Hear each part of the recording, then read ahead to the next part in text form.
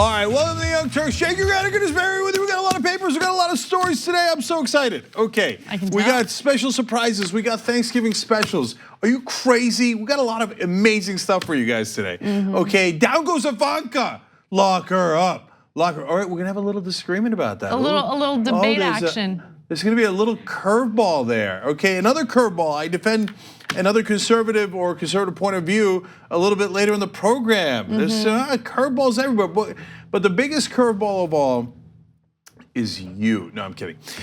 Is the Thanksgiving special that we're putting out right after the show today. We got 3 hours. We will be giving thanks to you guys randomly, personal stories.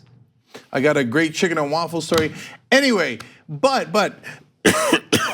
excuse me. Here's the important part. I believe at the top of that show, although I'm so anxious, I might do it earlier. I might do it in the middle of this show. We've got a special surprise for the mainstream media. Hey, don't worry. It's a gift. Literally, hold for the surprise. Sharing is caring. I need you to share the stream. I need you to like the stream. It makes a big difference if you're watching on YouTube or Facebook. Okay, but I'm not done yet. We got a lot of great stories, but hold one more second, okay? Because apparently I have to drink water. Today is day 7 of Black Friday, 10 days of Black Friday. If you're thinking it's not day 7 of Black Friday, it hasn't even happened yet. Wrong! It started 10 days ago if you're part of TYT, but this is back, and this is important. People love this. I don't know why we have such trouble making it, but it always sells out immediately, and then it takes us like 6 months to remake them. Anyway, TYT hats are back, okay? If you like Mark Thompson's look, when he's on the air, these are awesome hats. I love these. I'm gonna wear it even over my Rams hat, despite yesterday. Anyway, so shoptyt.com, but also today is Giving Tuesday, so give the gift of TYT. Yeah, let's talk about that for a second. Let's talk about giving the gift of TYT. Oh, you don't like that I'm interrupting you, right? Because I'm about to interrupt you. And no, don't go to tyt.com/gift. Go to tyt.com/Anna. Look, Cenk is catching up to me. You can go to gift too if you want, to be fair, but don't. No. Listen, you guys need to understand something. This is very important. This is very important, okay? Important. Now, you wouldn't know it through the way that we communicate with one another or the way that Cenk carries himself on the show. But Cenk is actually my boss, believe it or not. And so as a result, we really got to stick it to the man. And the only way we can do it is if we need to get together, all right? And please become a member under the URL tyt.com/Anna. I'm still beating Cenk, but I have gotten word today from anonymous sources, people who wish to remain off the record, that Cenk is catching up to me very quickly. So here's what I have to say about that. Fake news. There are no such things as anonymous sources, although sometimes there are. The leaks.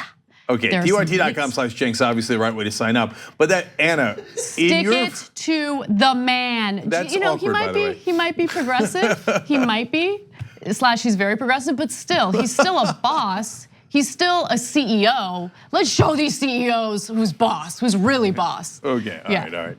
So listen, she's so carried away, but she went in the wrong direction.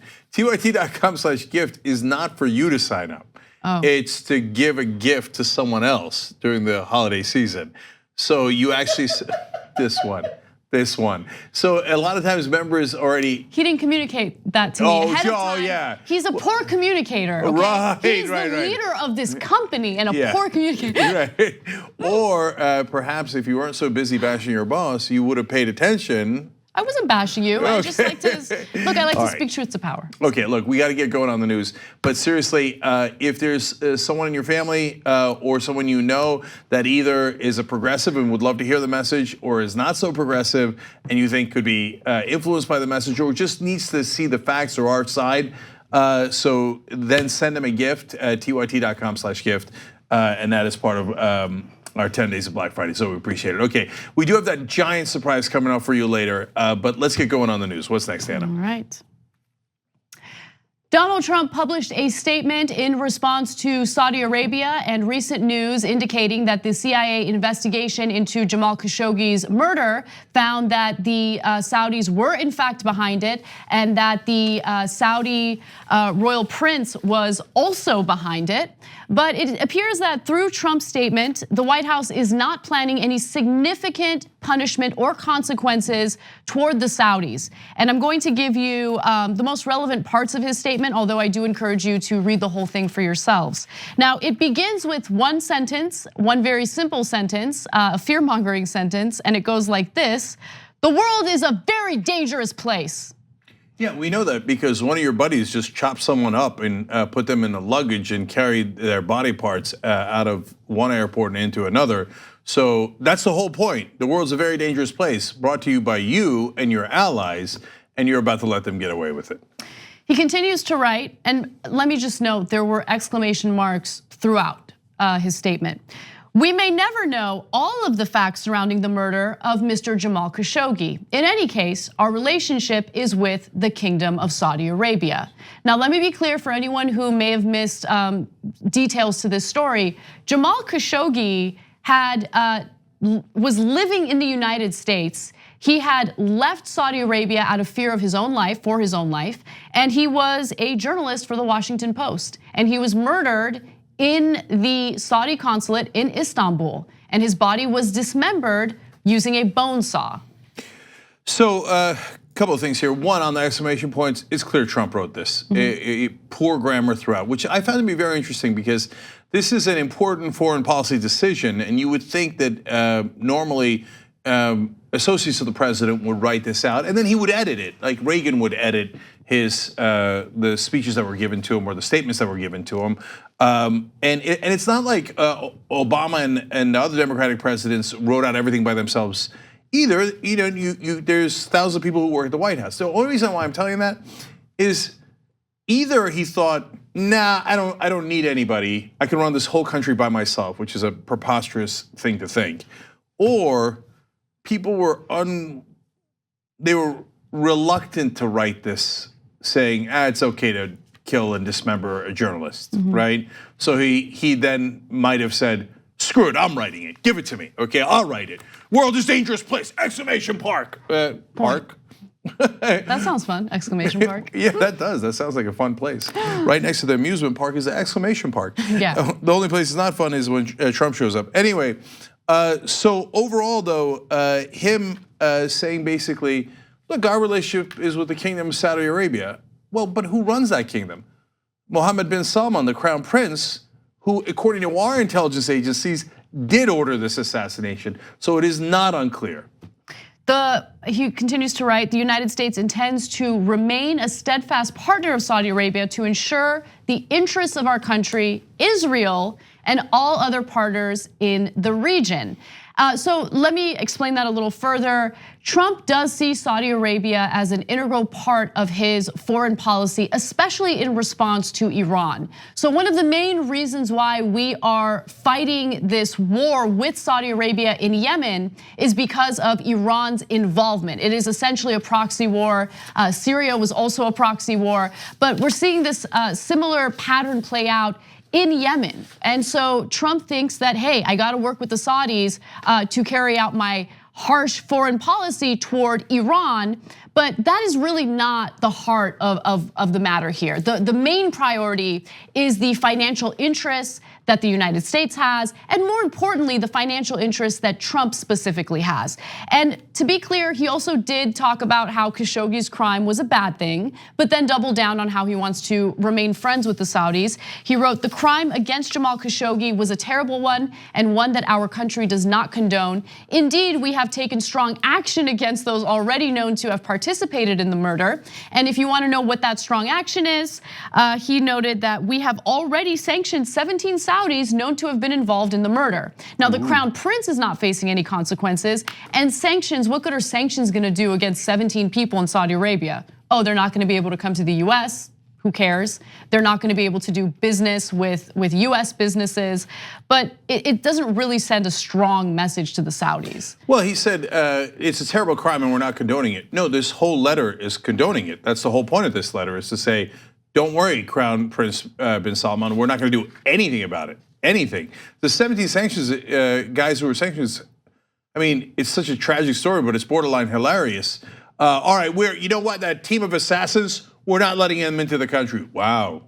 Very, very bold. I didn't know you were going to go that strong. Yeah, of course we're not letting the assassins into the country, right? And we won't do any more business with the assassins. Wow, okay. Man, I didn't know you were that strong. Okay, now, I got to do a little told you here. The very first day, and I told you throughout, that at the end of the day, I thought Mohammed bin Salman and Saudi Arabia would get away with it for a number of reasons, but one of them I said was Israel. Israel is allies with Saudi Arabia, and they are united against Iran. Israel is working with the Sunnis against the Shia, represented by Iran. And Trump is not a sophisticated guy, so he just says it, right? Instead of couching it in terms of, oh no, it's our priorities, etc. And he did mention some of that later, but he blurts out right in the beginning, Israel. Israel is in favor of it. I don't think that that's even something that he would need to hide because it's an unpopular opinion. You see what I'm saying? No, it's not an unpopular opinion, but it's an uncouth opinion. What I mean by that is, it's in Washington, if you say Israel, everybody goes, yes, right away, sir, absolutely, sir, right? But you're not supposed to say as president of the United States, I'm doing this for another country. Oh, I see what you're saying. You see what I'm saying? Yeah, I do see what you're saying. And you're not supposed to say it's because of me either. And those are the two principal reasons. So he also talks about his love for the Saudi royals, writing King Salman and Crown Prince Mohammed bin Salman vigorously deny any knowledge of the murder of Mr. Khashoggi. It could very well be that Crown Prince had knowledge of this tragic event. Maybe he did, and maybe he didn't. Who writes that? Which president writes, maybe he did, and maybe he didn't, exclamation mark. Right? Okay. His statements, to be fair, are an exclamation mark. They're full of exclamation points. That was yet another example of him saying two things at once in order to cover all his bases. He knows that the Crown Prince was very well aware of this and very likely ordered this execution, and he wants to cover himself by saying two things at once in this one particular part of his statement. Then he gets into the financial interests, which I had alluded to earlier, and mentions a bunch of numbers that don't really make much sense. So he says the kingdom agreed to spend and invest $450 billion in the United States. It will create hundreds of thousands of jobs, tremendous economic development, and much additional wealth for the United States. He continues to write, and here's where he gets a little more specific and more confusing. Of the $450 billion, $110 billion will be spent on the purchase of military equipment from Boeing, Lockheed Martin, Raytheon, and many other great US defense contractors. So let's stop for a second. In other words, these deals are not about helping you, Americans. These deals are about helping weapons contractors, military contractors, the very people who have encouraged us and successfully pushed us toward unnecessary wars, essentially costing the lives of countless military members, trillions of US taxpayer money.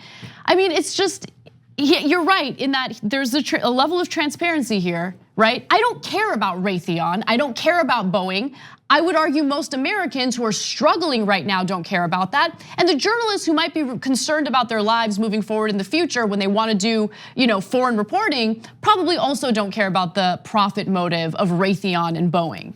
Yeah, see, this is what I mean by he's too stupid to know how to even lie properly.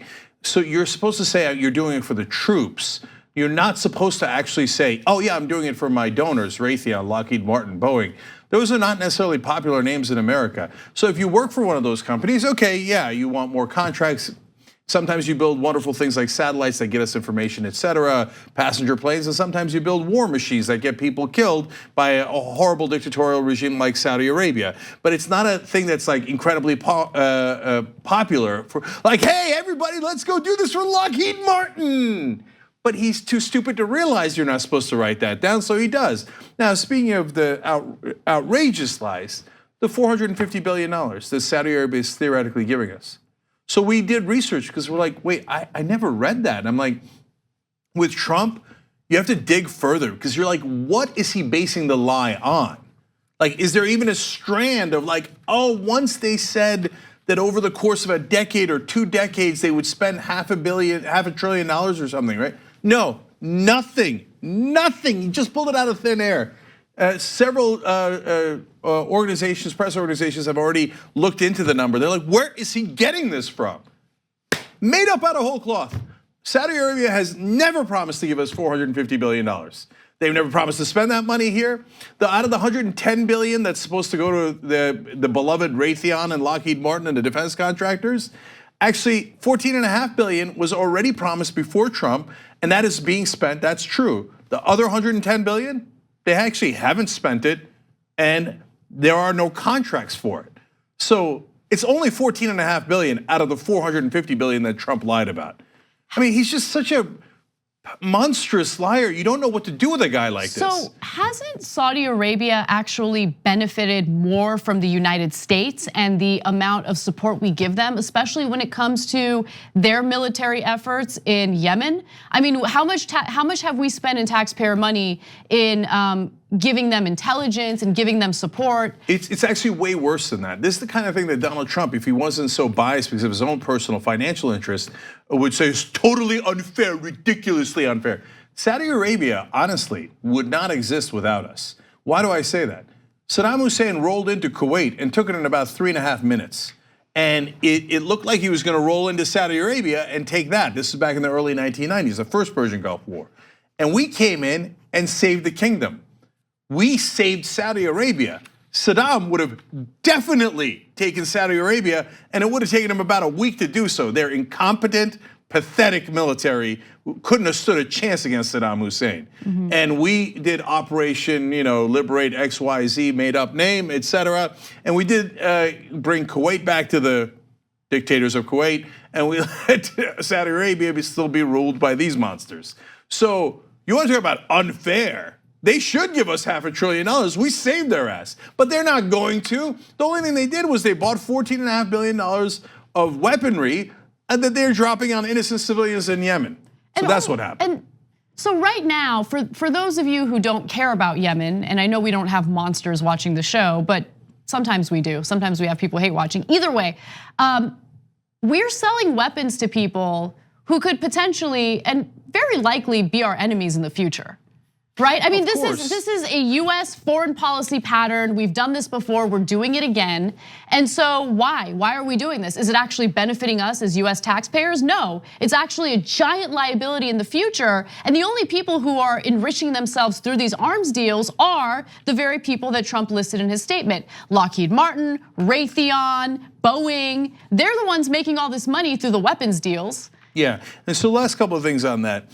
Everything he said about Iran in the beginning of the statement is actually a projection about Saudi Arabia. He said that Iran is doing a bloody proxy war against Saudi Arabia and Yemen.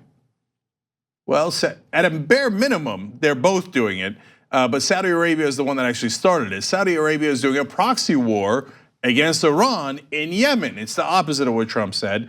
And they said they're trying to destabilize Iraq's fragile attempt at democracy. No, Iran actually helped to stabilize Iraq. You know why? Because they're smart and they're like, hey, that's 60% Shia country. We're Shia, they're Shia. Their democracy would be naturally aligned with us. Thanks a lot, idiot Americans, for giving us a massive ally in the Middle East that did not exist before. And whereas Saudi Arabia spent billions of dollars funding a Sunni insurgency against us and Iraq at that time. One last quote in that regard. Trump said, additionally, Saudi Arabia has agreed to spend billions of dollars in leading the fight against radical Islamic terrorism.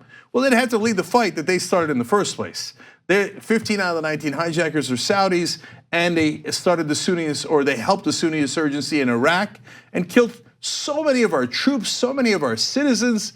And now he has the audacity to turn around and say, oh, so what, did this fundamentalist Muslim government beheaded someone, tortured him, dismembered him, and chopped him up, put him in luggage, and carried him through the airport.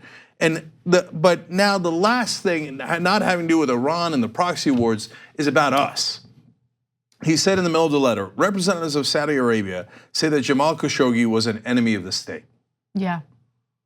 Wait. So you're using that as justification, and you at the same time call our media the enemy of the people.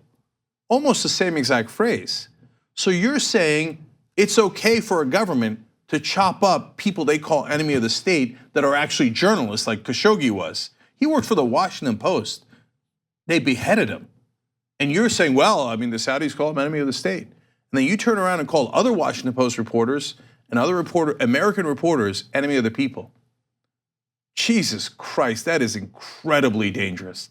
And he put this out there with a straight face, like, who cares? I'm gonna make money. All my friends are gonna make money. You kill journalists any way you like.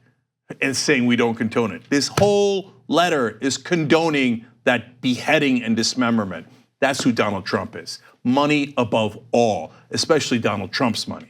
Yeah, how does that liberty and freedom feel for you now? All you right-wingers who voted for him thinking that he would actually expand your freedoms. He's done the exact opposite. And all the right-wingers who always talk about freedom of speech, they're big proponents of freedom of speech. Here's a member of the press who was speaking out against a dictatorial fundamentalist Muslim government and got beheaded for it.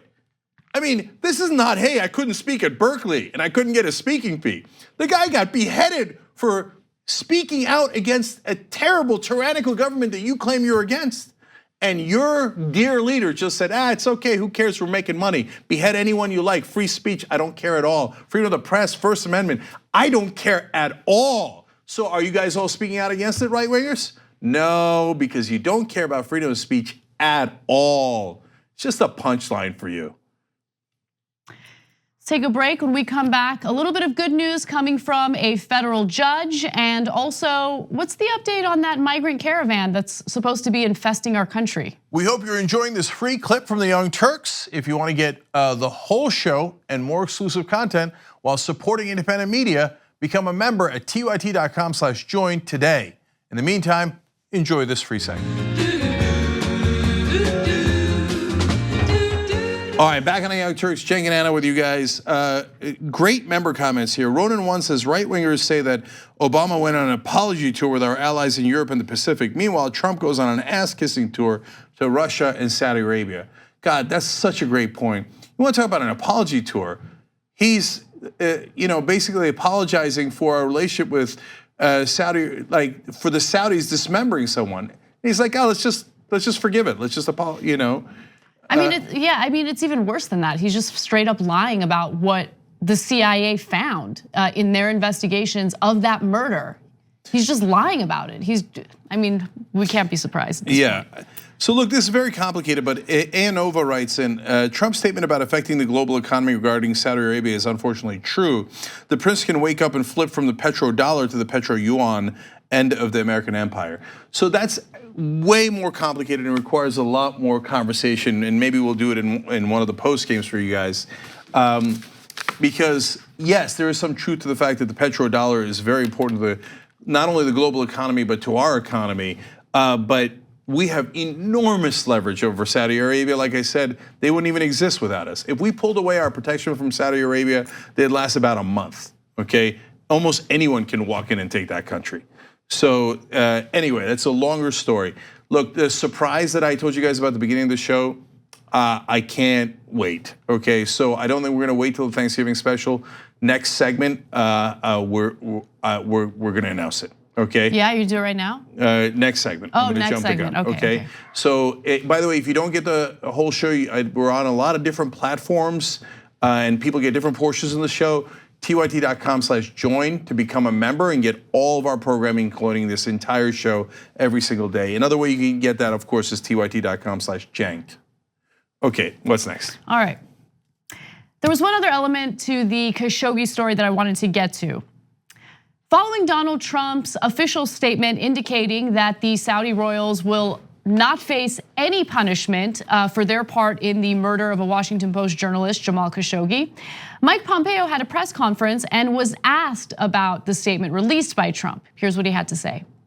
The president said today, the United States will continue to have a relationship with the Kingdom of Saudi Arabia. They're an important partner of ours. By the way, this is a long, historic commitment and one that is absolutely vital to America's national security. We are determined to ensure that we continue to make sure that we take care of the American people in all of the strategic decisions we make. So does the America First agenda mean putting U.S. business interests ahead of human rights concerns? There has been an enormous effort with respect to fact-finding with pertaining to the death, the murder of Jamal Khashoggi. A lot of U.S. resources have been devoted to determining the facts to the best of our ability to determine precisely what happened there. The United States took a very strong response. We have sanctioned 17 individuals in connection with that investigation. We are at the same time committed to making sure that we place America's national security interests and all the actions that take place in the context of doing the right thing to make sure that America continues to thrive and grow. That was amazing. I mean, Anna told me to watch for his body language before we watch the tape. He literally did this like, hey. There's been a great effort in investigating. I mean, and then also at one point he just like nervously chuckled while he was reading the statement or saying whatever he was saying. I've never seen Pompeo that nervous. He looked uncomfortable. Yeah, and so understand what he knows and we know now through reporting, but is not officially acknowledged, which is that the CIA and other intelligence officials have told Pompeo and Trump, yeah, the Crown Prince did it. It was him who ordered it. We have that on both reliable circumstantial evidence and the fact that we know that nothing gets done in Saudi Arabia of any import without the Crown Prince authorizing it. Now, Pompeo has to walk a line there. One day Trump will be gone and everyone will be held to account. And he can't say that the intelligence officials said that they weren't sure, because they were sure, and that's clearly what it says. On the other hand, if he dares say anything that's 1% off from Donald Trump, he risks getting fired and berated, and Trump coming out and going, I don't have a Secretary of State. He's not loyal to me. If I knew he wasn't gonna be loyal, I wouldn't have hired him, right? And then you're in the dustbin of history, you're no longer a congressman, you got no power, et cetera, et cetera. So that's why he comes out and he's like, well, you know, so it's important to our national security and we've had a long history with them. So wait, did they kill him? Did they order the killing? Right? No, they ordered the killing and he knows it. But his boss has made, and I got no love for Pompeo, I think he's a terrible guy. But in this case, Trump made the decision. And his boss told him, you go out there and tell him it's okay to behead a journalist. We're not going to do anything about it. So he goes out there and tells the press, if the Saudis behead you and dismember you, it depends on how much money we're making from them.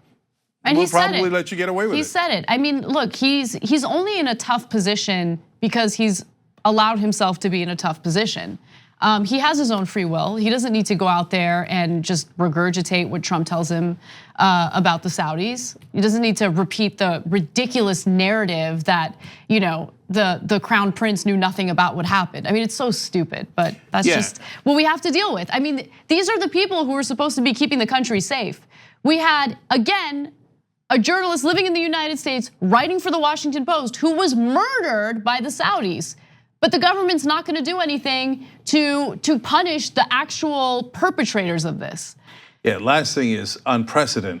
Now, if you're a journalist, man, if you walk into any embassy that pays Donald Trump a lot of money, or that he thinks, I don't know if you really believe this or not, pays our defense contractors a lot of money, or somehow makes money for the US, again, I think it's mainly Trump's own personal financial interests. He got all those permits to do business in Saudi Arabia right before he was elected. That's not an accident. If he needs money later after he's president, which is very likely, who do you think he's gonna go to?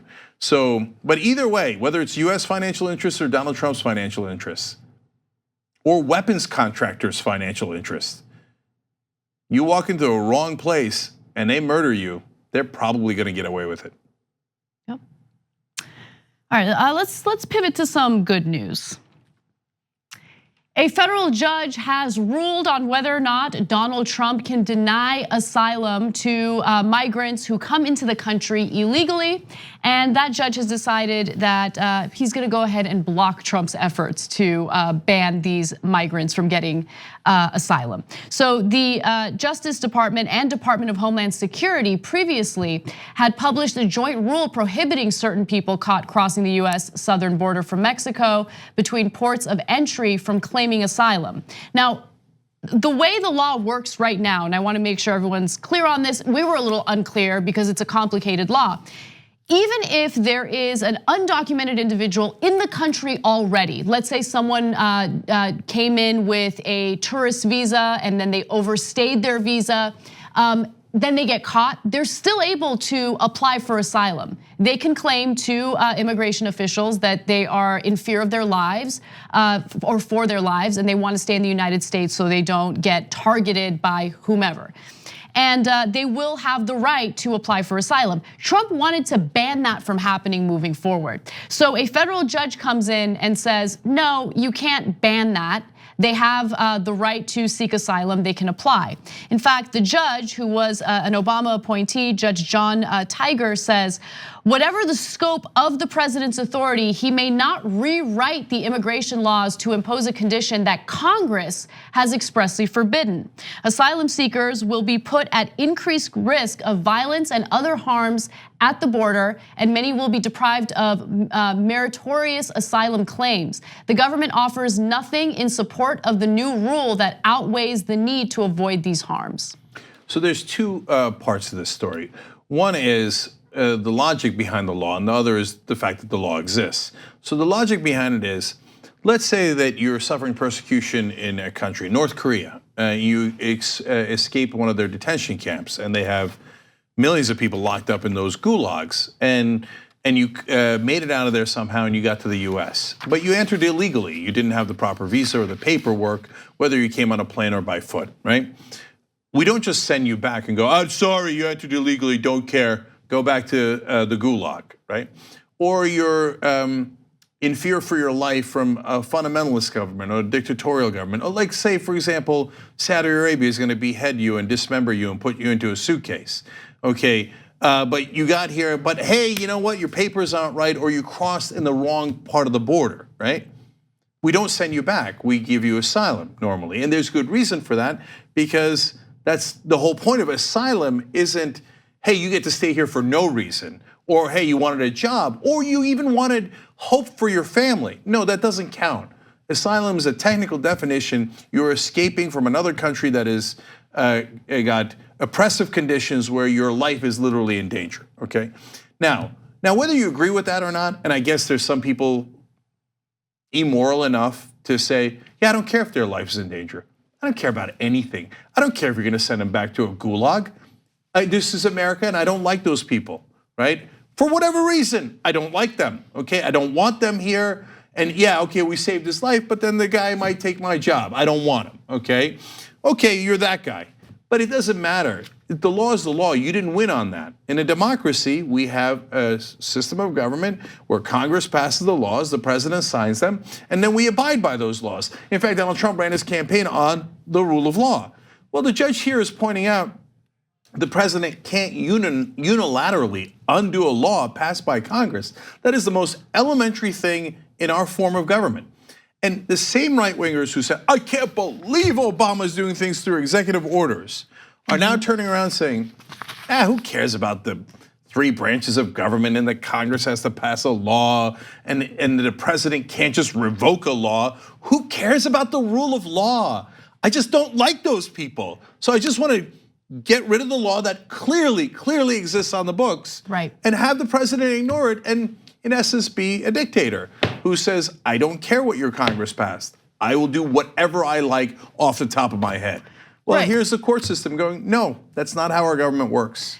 And I think that this is important, this ruling was important in maintaining our democratic process, democratic system. So even if you don't care about the issue, as Cenk mentioned, in regard to immigration and whether or not we allow people to apply for asylum, really the heart of the matter here has to do with maintaining and preserving the way our government is supposed to work, the checks and balances and how they're supposed to protect citizens and protect laws that we currently have on the books. And so I like the fact that the judge really emphasized the importance of Congress, its role, and how Trump can't just come in and undo something unless there is an imminent threat to the United States if he does it in the name of national security. In this case, it was just a punitive action against people he doesn't like, and also an effort to gain brownie points among his base. And to try to drive out the vote, et cetera. Yeah. Look, and last thing is that it's not that we don't get that it costs us money. It does. So, we're not naive thinking that everybody who crosses the border either through a port of entry or through a place that's not a port, it all deserve asylum. They don't. No, they don't. That's why we have a process where we adjudicate whether they actually do deserve asylum or not. And most people do not make it through that process, and they are sent back. So yes, having that process costs us a little bit of money, but what it does is it preserves our dignity and America being a shining city on a hill, where if another government is trying to kill you or oppress you for your religion, for your ethnicity, for anything else, for any other reason, for your political opinion, we will protect you, even though it costs us a little bit of money to do that. If we say, nah, we're throwing that in the garbage, we don't care anymore. It costs money. I don't want to do court cases to adjudicate things. Judges, I don't like that. I'm just going to say, send them all back, no matter what we're sending them back to. Okay, well then, your position is clear. I don't agree with it. The overwhelming majority of the American people don't agree with it. And your position at this point is irrelevant. You should lobby Congress to repeal that law. That's how this country works. And if you don't like it, ironically, you can get out. When we come back from the break, we will talk about how Trump used nearly 6,000 members of the military for his own political gain and for his own advantage. We'll give you the details on that and more. Yeah, so that story is amazing because of how brazen it is, but I kind of figured out why Trump does things that over the top brazen. I'm gonna explain that, and then I'm gonna jump the gun when we come back. I gotta tell you about the special surprise we have for the media. You don't wanna miss it. Share the stream, like the stream wherever you're watching, because this one's gonna be a doozy. We'll be right back.